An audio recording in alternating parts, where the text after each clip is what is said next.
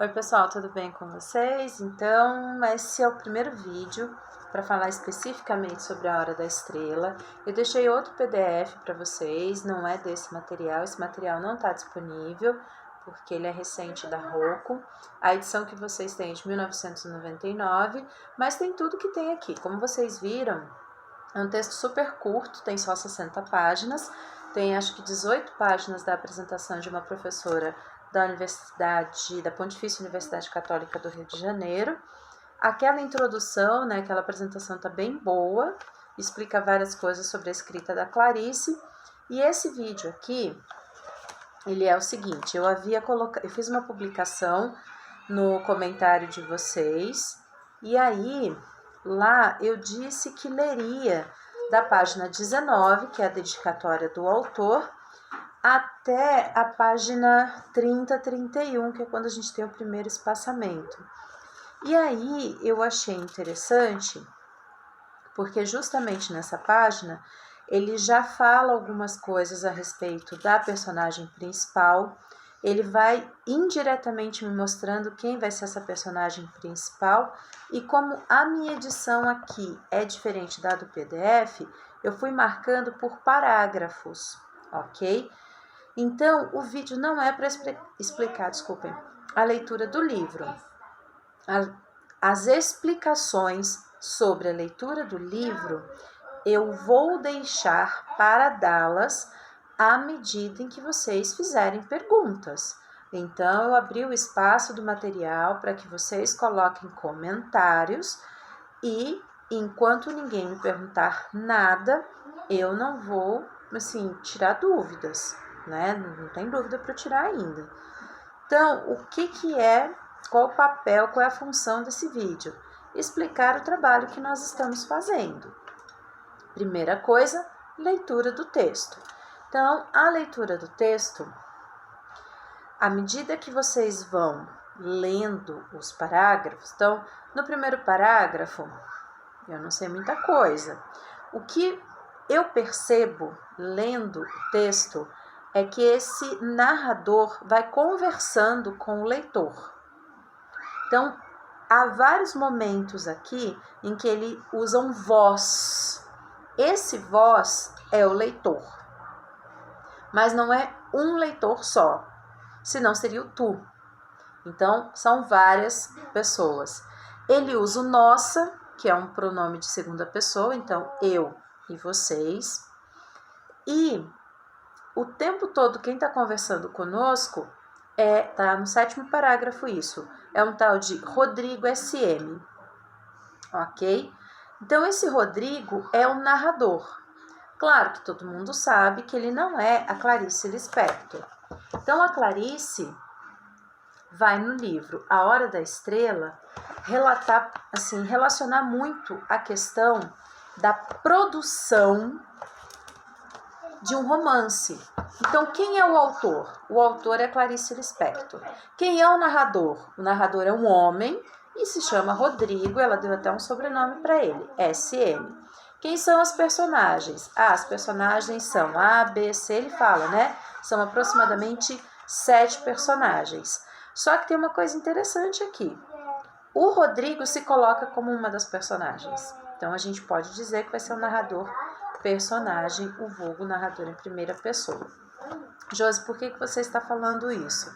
Porque dentro do LPPT, uma das coisas que a gente vê é gênero textual. Então, qual é o gênero textual da Hora da Estrela? É um romance, é uma narrativa. Então, ele tem um narrador, que é em primeira pessoa, e o narrador em primeira pessoa, ele é muito interessante, porque geralmente o padrão que se tem de narrador em primeira pessoa é um narrador observador.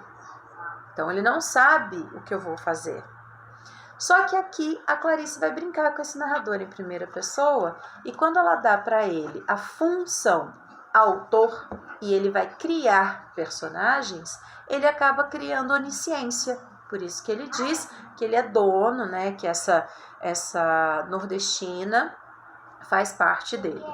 Então, primeira coisa, identificação do narrador, identificação dos personagens. Até a página 30 não apareceu nenhuma personagem, além do narrador e dessa nordestina que não tem nome até agora.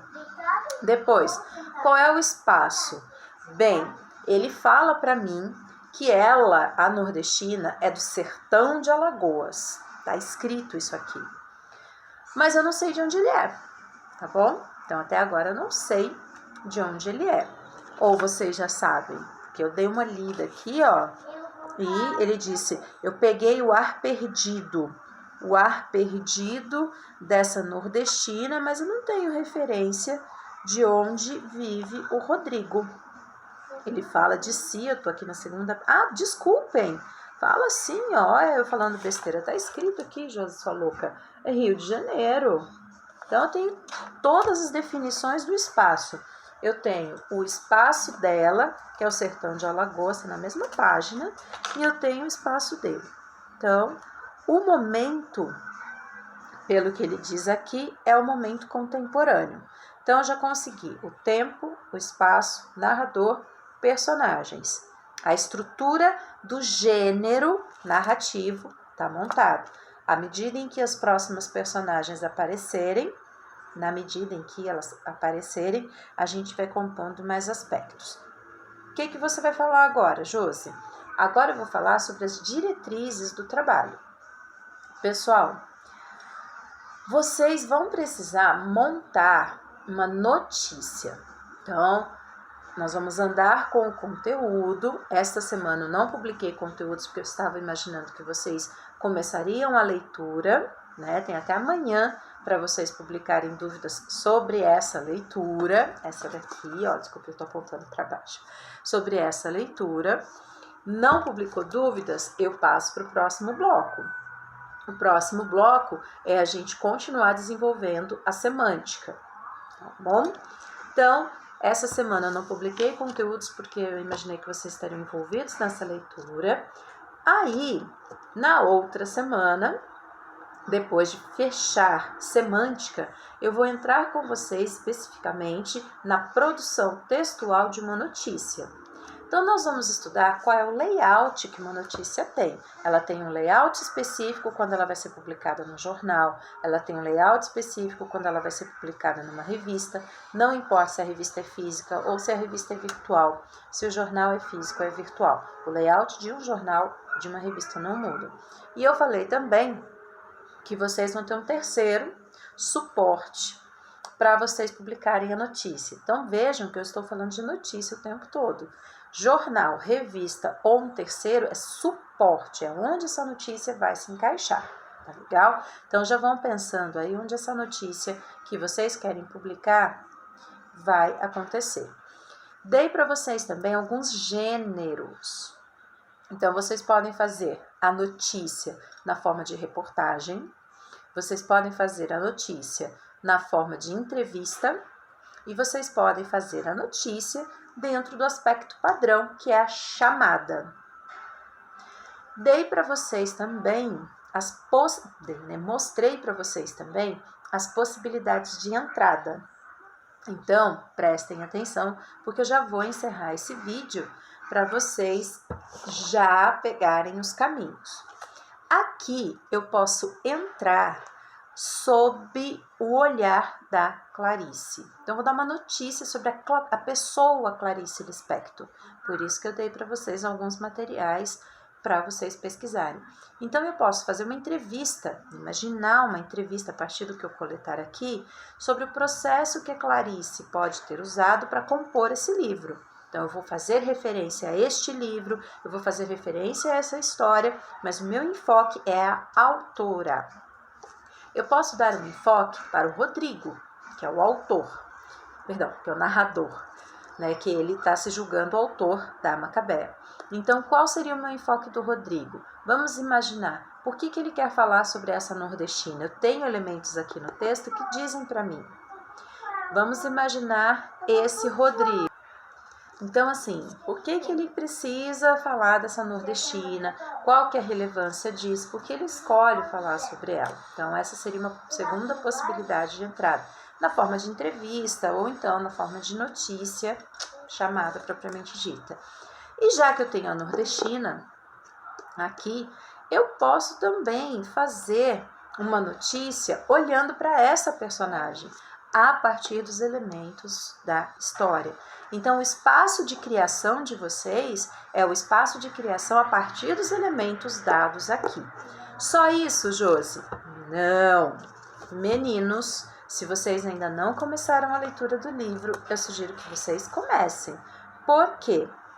Porque esse livro não foi escolhido à toa. Ai, ele é bonitinho, a Josi tirou lá da prateleira dela e falou assim, é este? Não, amores. Eu tenho variações linguísticas aqui, eu tenho construções sintáticas aqui e eu tenho o tempo todo funções da linguagem.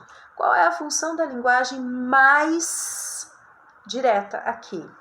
É a função metalinguística, porque o Rodrigo o tempo todo vai ficar assim, eu estou fazendo esse livro, eu estou pensando nessa personagem, a palavra faz isso. Então, esses elementos das funções da linguagem aparecem aqui no livro o tempo todo. E é por isso que ele foi escolhido. Então, eu consigo trabalhar semântica, eu consigo trabalhar variação linguística, eu consigo trabalhar funções da linguagem a partir daqui. Então, nas leituras que eu estou fazendo, eu já estou retirando elementos para compor a prova de vocês.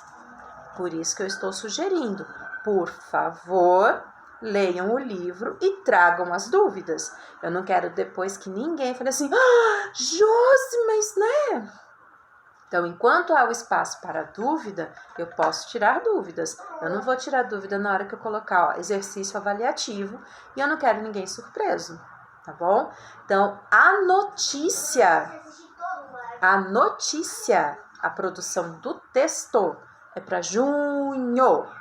A leitura desse material aqui, ó, é para abril, que tá acabando essa semana, e maio, que começa a semana que vem. Então, eu vou dar aí o prazo, né? Estou lendo o livro. Josi, você não tem o que fazer, pessoal. Todo mundo tem o que fazer. Tanto eu sei quanto vocês têm o que fazer, quanto vocês imaginam quanto eu tenho que fazer, ok? Então, nós estamos lendo o livro juntos. Eu separei 10 páginas em blocos.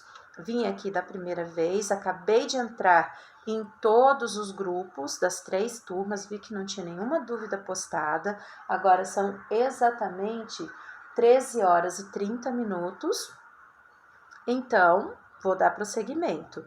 Por exemplo, eu estou aqui na segunda página do meu livro, no que seria, acho que o parágrafo 8, está escrito: proponho-me a que não seja complexo o que escreverei, embora obrigado a usar as palavras que vos sustento. Então, tem tudo que eu já comentei aqui. Se vos, que é interlocução, proponho-me a que não seja complexo o que escreverei. Se eu tenho um autor, ele já se apresentou como um autor, e ele está falando sobre a escrita, eu tenho função metalinguística aqui. Aí ele diz, a história determina com falso livre-arbítrio, vai ter uns 7 personagens, super metalinguístico. E aí ele diz, um dos personagens serei eu. Eu, Rodrigo SM, ponto. E aí ele escreve, relato antigo. Gente, a palavra relato aqui, ela é uma palavra homonímia.